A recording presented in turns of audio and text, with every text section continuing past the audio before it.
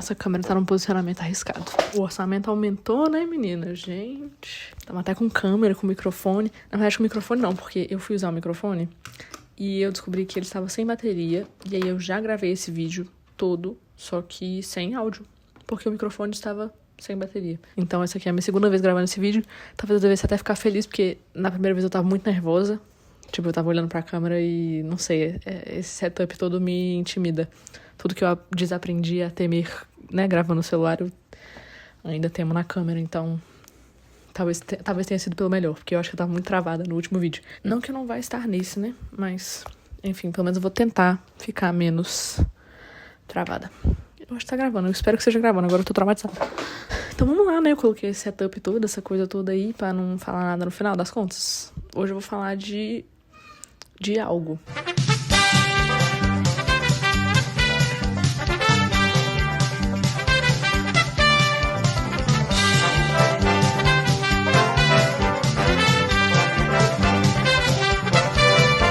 Esse vídeo surgiu a partir de uma conversa com meu irmão, em que basicamente eu tava falando com ele que eu ia no cinema assistir Twisters, que é aquele filme novo lá com o Glen Powell sobre furacões, não sei o que, depois que eu tinha visto uma review desse filme, que falava que ele era muito bom. Não criticamente falando, mas tipo assim, que ele era um filme. Todo mundo zoou o Harry Styles na coletiva de imprensa daquele filme horroroso lá que ele fez com a Florence Pugh, Don't Worry Darling. Porque ele falou, this movie feels like a movie. Esse filme parece um filme. E todo mundo zoou ele, caiu em cima dele, caiu matando. Ah, não sei o que, não é ator, não sei o que. Mas eu entendo ele.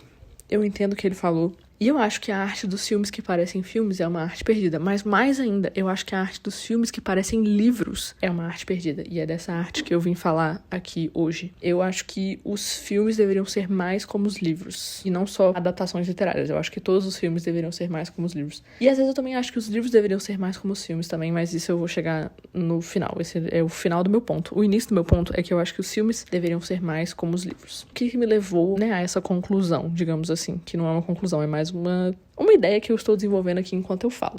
Eu tô fazendo uma matéria de projetos, que é uma matéria tenebrosa na minha faculdade, mas para essa matéria eu tô tendo que fazer um ensaio, um vídeo ensaio sobre um filme, analisando um filme e tudo mais. E eu tô analisando, né, eu e meu grupo, Madame Satã, do Karim Ainur. Enfim, aí a gente tá fazendo essa análise e tudo mais. E aí a gente apresentou o primeiro rascunho da análise pra nossa professora. E ela falou, tipo, tá ótimo, né, a análise tá boa, só como é uma análise em vídeo, eu acho que vocês deveriam deixar as imagens falarem mais por si. Então, cortar a carga de texto e deixar as imagens falarem por si. E isso me deixou perplexa, porque eu sou uma pessoa que eu tenho necessidade de explicar tudo na minha vida. Então, tipo assim, se eu puder, eu tô explicando.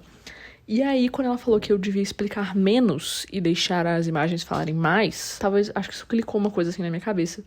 E juntou todas as mídias que eu tinha consumido nos últimos tempos pra chegar nessa conclusão. Teve essa aula que, né, mudou a minha mente. O fato de que eu não tô lendo muito. O último livro que eu li foi Cidade de Jade. Inclusive, baita livro, eu acho que eu ainda vou falar dele nesse vídeo. E desde então eu estou procurando a emoção que esse livro me trouxe. E tentando, né, listar todos os motivos pelos quais esse livro é muito bom. E aí acabou que esse negócio desse livro coincidiu com eu assistindo algumas séries. Por exemplo, assisti a 3ª temporada de The Bear, que ainda estou tentando processar, ainda é um fenômeno na minha mente. E eu tô tentando entender o que deu errado, porque eu não gostei tanto dela quanto eu gostei das outras. Dungeon Mesh e Frieren, que são 2 animes de fantasia que eu achei fenomenais e que, tipo assim, eu poderia fazer um vídeo só sobre eles, porque eu acho que eles fazem uma coisa que muitas fantasias atualmente não fazem, que é tomar o seu tempo, tipo assim, explorar o mundo e todas as possibilidades que esse mundo pode oferecer e explorar como essas possibilidades podem avançar o seu personagem ao invés de ofuscar ele. Eu acho isso mágico, cara, eu achei que eles fizeram isso muito bem. Frieren, principalmente, que eu fiquei embasbacada. Esse anime é muito bom, muito, muito bom. Até pra quem não gosta, eu recomendo, porque achei fenomenal. Quero começar o mangá em breve. The Acolyte, que eu comecei por causa do casal, e que eu não acho que é tão bom assim, mas eu acho que funciona, porque ele se inclina no que ele sabe fazer bem. Eu também assisti My Lady Jane, que eu não achei bom, mas eu acho que tem seus méritos. Porque essa realmente é uma série que eu acho que cumpre o que ela se propõe. Eu só não gostei do que ela se propõe, eu acho. Mas enfim, eu acho que My Lady Jane é uma ótima série. Eu também assisti 2 vídeos, na verdade. Um vídeo que inspirou um outro vídeo e eu assisti os 2. In Praise of Great Exposition, de um canal no YouTube que eu não vou lembrar qual é agora. E eu achei muito bom. Eu acho que todo mundo deveria assistir esse vídeo quando terminar esse aqui. Se terminar esse aqui... Na verdade, para de assistir esse vídeo agora, vai assistir o outro vídeo, porque ele deve ser bem melhor que o meu. Aí eu fiz um seminário numa das minhas aulas, o seminário final das minhas aulas, com uma análise de Succession e da democracia. E aí eu fiquei, enfim, pensando em Succession de novo e sobre como essa série é tudo na minha vida. E como é muito bem feita e como, tipo, eu amo Succession. E mais que tudo. E eu acho que toda essa amálgama de eventos me trouxe a essa questão que eu gostaria de analisar no vídeo de hoje. O que o audiovisual e a literatura têm pra aprender um com o outro. E eu acho que é isso. Eu não sei se eu falei tudo que eu tava querendo falar, mas enfim, vamos entrar na análise.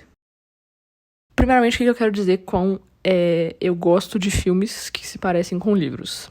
Todo filme não é basicamente um livro em tela. É aí que a coisa complica, eu acho. Porque tem muitos preciosistas do cinema que vão, né, defender o audiovisual como a sua arte própria e não como só uma amálgama de artes. Então, tipo assim, não é só o vídeo combinado com a fotografia, combinado com o áudio, combinado com a narrativa e história e literatura, etc. É mais do que isso. É mais complexo e... eu tendo a concordar, mas eu não acho que isso tira ele da reta das críticas, principalmente no que diz respeito à narrativa e à história a ser contada. Eu acho que, né, para o terror do Walter Benjamin, o cinema, o audiovisual, é um dos meios mais completos que a gente tem de contar uma história, porque, né, ele abrange quase todos os sentidos. Mas eu acho que, concordando mais com o Walter Benjamin, eu acho que essa... Gente, eu tô citando o Walter Benjamin. Meu curso me contaminou. Mas eu acho que essa dependência gigante do cinema na imagem pode ser uma coisa não ruim, mas uma coisa limitadora. É muita responsabilidade pra colocar numa área só.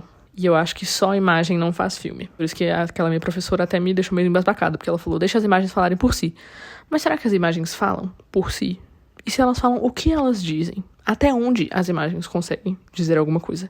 E até onde elas conseguem dizer alguma coisa se não houver intenção por trás delas? Esse questionamento apareceu pra mim quando eu fui assistir Maxine no cinema, com meus amigos. Me julguem, porque... né, a minha crítica pode ser completamente inválida, porque eu não assisti os 2 primeiros filmes de Maxine, mas eu conhecia a história e eu, tipo assim, não fiquei perdida ao longo do filme. Eu conhecia um pouco da história da Maxine, obviamente, mas eu consegui entender e eu consegui me divertir mesmo assim. Mas a coisa que me preocupou foi...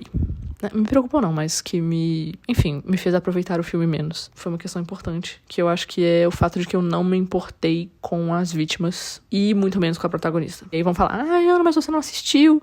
e tal, e você não tem esse vínculo com a Maxine porque você não viu os outros filmes. Tudo bem, é uma crítica válida. É uma crítica válida. Eu acredito muito no fato de que, ao longo de uma franquia ou de uma série de filmes, enfim, seja no primeiro, no segundo, no 20º filme, o espectador devia ser capaz não só de, né, estabelecer uma conexão com o personagem, como fortalecer uma conexão que já existe, se for o objetivo. E eu acho que esse era o objetivo. E eu acho que ele não foi cumprido bem. Por uma série de fatores, mas principalmente porque eu acho que falta agência na Maxine e falta significado por trás das imagens do filme. E eu sei que é difícil, né? Tipo assim, mas o tempo é curto, não sei o quê, difícil, não tem tempo pra todo mundo, pra desenvolver todo mundo. Eu sei, eu compreendo, mas é aqui que eu entro com a minha primeira parte dessa análise, que é o fato de que Gideon Anona consegue. Esse vídeo não vai ser sobre Gideon Anona, mas bem que poderia, porque esse livro aqui, pra mim, é maravilhoso, maravilhoso, maravilhoso. Enfim, eu vou comparar ele com o Maxine, porque eu acho que, assim como o Maxine, ele é um slasher com gore, bem-humorado e com uma protagonista calada. Tipo assim, a Gideon tecnicamente não é calada, mas por um motivo aqui, que eu não vou revelar, ela tem que ficar calada por grande parte do livro. Então, né, como tratar esse personagem que não fala muito com as outras pessoas nesse ambiente de assassinatos, que tenta trazer um pouco de humor também. Onde que Maxine erra, que Gideon Anona acerta. Eu já fiz um vídeo sobre Gideon Anona, mas pra quem não sabe, tudo que você vai precisar saber pra essa breve análise é que a nossa protagonista está num castelo espacial mal assombrado, competindo com um tanto de gente pra se tornar uma pessoa importante. Ao longo desse tempo, várias pessoas morrem e etc. Se soa ridículo, é porque é. Mas tudo que essa premissa aqui tem de doida, ela tem de bem feita. Ao contrário de Maxine, eu acho que Gideon Anona é muito mais consistente e é muito mais impactante. E a tensão aqui funciona muito melhor do que ela funciona em Maxine. Primeiro a gente tem aquela questão das vítimas, né? As pessoas que vão morrendo aqui nesse livro, elas têm um certo desenvolvimento. Mesmo que ele seja ínfimo, mesmo que seja, tipo assim, a primeira pessoa a morrer logo no começo do livro, ela teve o seu desenvolvimento e o seu momento, querendo ou não, né, você se importar com as vítimas traz uma gravidade maior pra situação. Traz uma tensão maior. Você vai se apegando aos personagens, eles vão morrendo, e aí você tem aquela sensação de que é capaz, é provável que a protagonista também morra. Tipo, você sabe que isso não vai acontecer. Mas e se acontecer? Essas vítimas mais completas contribuem pra esse tipo de atmosfera, que pra mim é essencial. O que me leva ao meu próximo ponto, que é o tom da história. Acho que Gideon Anona equilibra muito bem também os elementos de humor e os elementos de terror, tensão, morte, assassinato. Eu acho que, tipo assim, eles não se excluem, nenhum apaga o outro, eles se intensificam. Então é tipo assim, alguém morreu, a Gideon faz uma piada.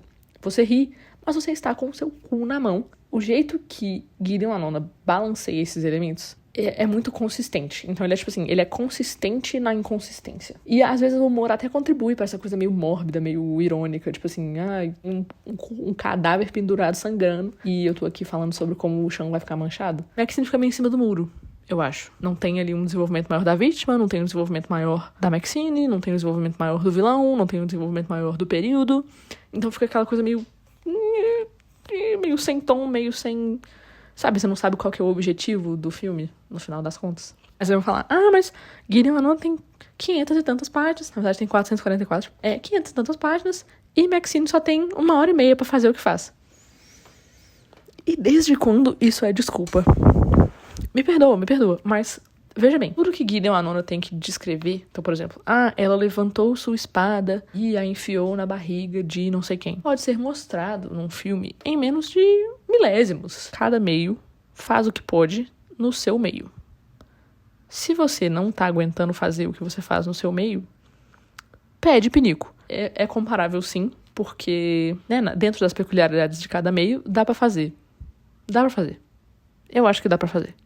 Eu faria? Não, provavelmente não, porque eu sou incompetente, mas dá pra fazer. Então, tudo aquilo que é dito no livro pode ser mostrado no cinema. Essa é essencialmente a questão, né? A imagem existe. E ela tá aí pra simplificar a narrativa. Simplificar ou complexificar, dependendo de como que o diretor quiser usar a imagem. O que o livro escreve, o filme conta, mostra, enfim, fotografa, etc. Gideon Anona usa os recursos que ele tem como livro pra contar a história da Gideon.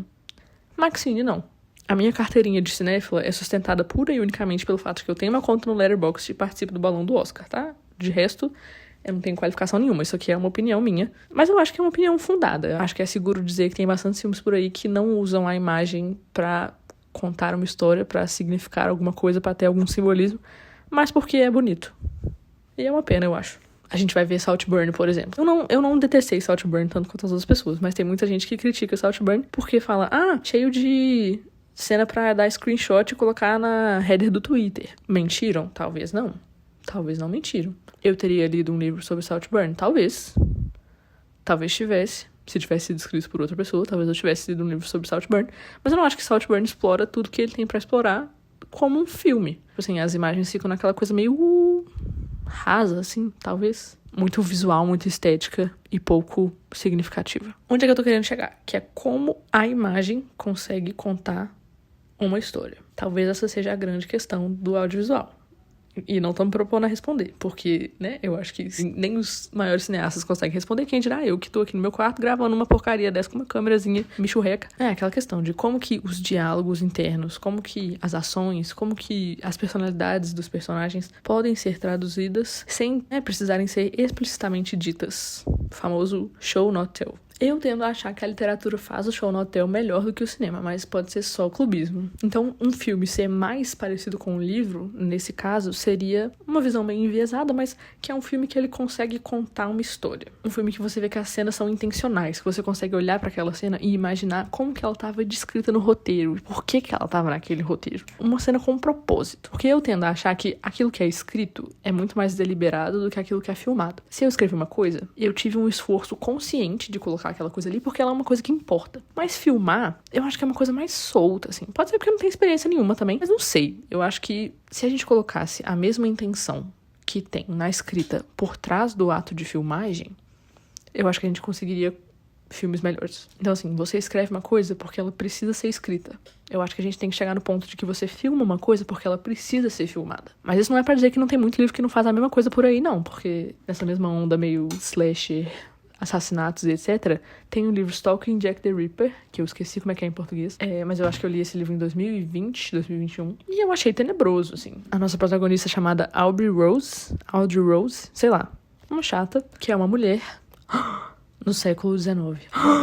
E ela é uma médica legista. Ela faz autópsias e etc. Ela odeia corsês e ela odeia mulheres. E prefere andar com os homens porque os homens não falam de chás da tarde da alta sociedade. Tirando essa parte aí da protagonista tenebrosa, a gente tem o fato de que, nessa história, acontece a mesma coisa que aconteceu com Maxine, que é tipo um descaso completo com as vítimas, sabe? Você não tem uma conexão emocional com nenhuma delas. É difícil você sentir a gravidade da questão, porque em momento algum o livro te mostra a gravidade da questão. Ele não faz questão de te introduzir a ninguém que vai morrer, ou de te fazer sentir empatia por ninguém que já morreu. É tenebroso. Os livros também erram, não tô falando que os livros são perfeitos. Inclusive, às vezes um filme medíocre é melhor do que um livro medíocre, porque às vezes o filme medíocre tem uma imagem legal, tem uma trilha sonora bacana, tem uma atuação boa, entendeu? Quando o livro é ruim, ele é ruim e pronto. Esse mérito eu posso dar pro cinema, que ele tem muitos aspectos que podem dar certo. Mas ele também tem muitos aspectos que podem dar errado em troca. E aí podem dizer que é difícil comparar meios, porque cada um tem suas particularidades, não sei o que, não sei o que lá. Concordo, mas estarei comparando eles mesmo assim. Eu acho que, por mais que seja difícil comparar os meios, né, por causa das suas singularidades, das suas peculiaridades, né, dos riscos. O risco financeiro de produzir um filme é muito maior do que o de fazer um livro. Eu acho que, apesar de tudo, a literatura e o audiovisual deveriam se juntar com o poder da amizade e, no final do dia, produzir um lindo filho que traga o melhor dos dois mundos, tal qual Hannah Montana. E eu não acho que é tão difícil assim, porque recentemente eu assisti filmes muito bons que, né, trazem essa questão. Assim, pensando agora, Anatomia de uma Queda, Os Rejeitados, Challengers, que eu acho que são todos filmes que têm essa questão aí do roteiro original, e que são muito bons, muito bem feitos, que me mantiveram entretida, e são filmes que eu leria se o filme fosse reduzido a um suquinho de livro, assim, fora todas as imagens, pega tudo, cospe num livro, assim, eu leria todos eles. Eu acho que uma base sólida, uma história sólida, ela vai fazer muito mais por qualquer filme do que qualquer, enfim, adereço, qualquer câmera, qualquer diretor, qualquer cinegrafista. No final do dia, tudo se resume ao roteiro e a como esse roteiro é traduzido pra tela. Eu sou uma grande fã de diretores que escrevem os seus próprios roteiros. Então, assim, você escreve o roteiro pensando em como ele será adaptado na tela. E eu acho que essa intencionalidade por trás da escrita e por trás, né, da filmagem, da direção, quando elas se mergem, elas fazem coisas lindas. A Anatomia de uma Queda terminou, eu fiquei, cara, sei lá. Enfim, eu fiquei pensando em como eu leria um livro sobre aquilo. Porque é uma boa história, entendeu? A imagem vem pra complementar, não pra compensar. Anota isso. Challengers, por exemplo. Quando eu saí do cinema depois de Challengers, eu falei, como é possível que ninguém tenha escrito um livro assim antes? Você vai ver a história, e é uma baita história. Tipo assim, tem de tudo, tem entretenimento, tem desenvolvimento de personagem, tem intrigas, tem picuinhas, tem traição. E é tipo assim, novamente, é uma história que funciona mesmo sem a imagem. Mas a imagem acrescenta muito. Eu diria que acrescenta até mais do que em Anatomia de uma Queda. Porque eu acho que nesse caso a gente tem cenas mais icônicas ainda. Por exemplo, a cena da bola, né, no meio da raquete. As cenas das partidas e o modo como a narrativa é contada, no vai e vem. Isso dá pra fazer no livro, mas no filme acrescenta algo, acrescenta o fato de que eles não superaram o passado deles ainda, acrescenta a juventude. Enfim, Luca Guadagnino, você pra mim é Deus. Justin Hurwitz leria um livro sobre Challengers, mesmo sem as imagens, mesmo sem, né, o audiovisual, eu ainda consumiria esse pedaço de mídia. E eu acho que é isso que eu tô tentando dizer, são histórias que se sustentam e que são melhoradas pela imagem, não compensadas, digamos assim. Os Rejeitados também, por exemplo. É aquela questão, né, que apareceu aí do plágio e do possível plágio do roteiro. Mas eu acho que essa história é uma história muito difícil, tipo assim, dizer que você contou ela primeiro, porque é uma história, tecnicamente, é muito genérica. E qualquer um poderia contar uma história sobre um professor no internato, no final de ano, e um aluno encrenqueiro, e a moça da cantina. Acho que essa é uma história que pode ser contada, já deve ter sido contada em vários formatos diferentes. Mas o que faz ela ser especial, o que faz ela ser diferente, são justamente os personagens. E esse trabalho de personagem é uma coisa que eu sinto falta no audiovisual. Porque eu acho que muitas vezes a galera fica focada, se não na imagem, no correr da narrativa, assim, em entregar um final pro espectador. Muito menos pra estudar esses personagens, pra usar a imagem, pra usar, né, o visual como um complemento de quem aqueles personagens são. Aquela cena em que o o Angus deixa cair os antidepressivos, todo mundo vê aquilo, sabe que são antidepressivos. Mas o fato que eles escondem isso, o fato que os dois estão naquele quarto juntos e que eles estão, enfim, reunidos na sua depressão ali, é uma imagem marcante. Acho que tô chovendo no molhado já. Tudo que eu quero dizer é que eu acho que as imagens têm que ter significado. Eu acho que as histórias de um filme têm que ser tão boas quanto a história de um livro, porque apesar da imagem para distrair a gente, o que sobra quando a gente tira isso tudo é uma história, é um roteiro. A literatura e o audiovisual deveriam se unir e aprender um com o outro. Tem dois conceitos, que é o show to tell e o tell to show, que também estão explicados naquele vídeo que eu mencionei no começo. Podem ser utilizados aqui, porque eu acho que a literatura tem que aprender com o cinema a show to tell, e o cinema tem que aprender com a literatura a tell to show. Na hora que você vai show to tell, você tá pegando uma imagem, uma ação, alguma coisa, não explicitamente direcionada, e você tá dando um significado pra ela. Você tá fazendo ela significar alguma coisa pro seu personagem, pra sua narrativa. Então, por exemplo, você chega na casa de um personagem e tá cheio de garrafa de cerveja. Está implícito ali que aquele personagem é um alcoólatra. O tell to show, por exemplo, faz uma sequência de exposição e fala que o personagem bateu o carro depois de sair bêbado. Você tá contando que, ele estava bêbado, que ele é um alcoólatra e tal, mas o que você está mostrando é que talvez ele tenha algum problema com a família, sei lá, algum problema interno, que ele estava em algum lugar que ele não deveria estar. Jade City faz isso muito bem. Eu falei que eu ia falar de Jade City, e toda oportunidade que eu tenho eu falo de Jade City. Mas eu acho que Jade City faz isso muito bem.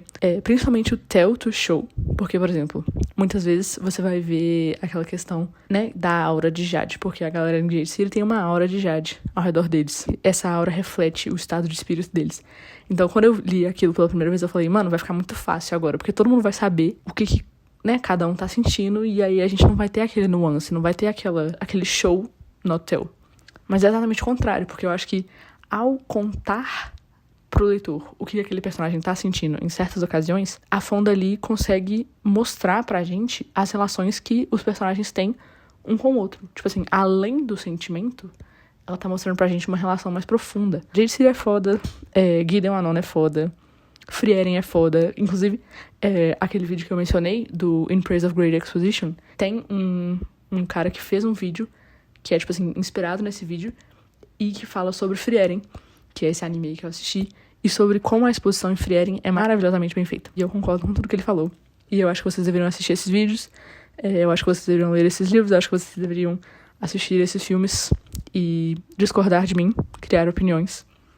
Mas no fim do dia, é isso que eu quero dizer, eu acho. Nem sei se eu disse o que eu queria dizer, mas eu quero roteiros, eu quero livros cinematográficos, eu quero descrições de cena de ação, eu quero pessoas me contando o que elas sentem, mas revelando um significado por trás. E é isso, eu só quero aproveitar a minha mídia do modo como ela deve ser aproveitada. Inteiramente, criticamente, completamente. Pra que se contentar a uma especialidade no meio quando você pode ter todas elas?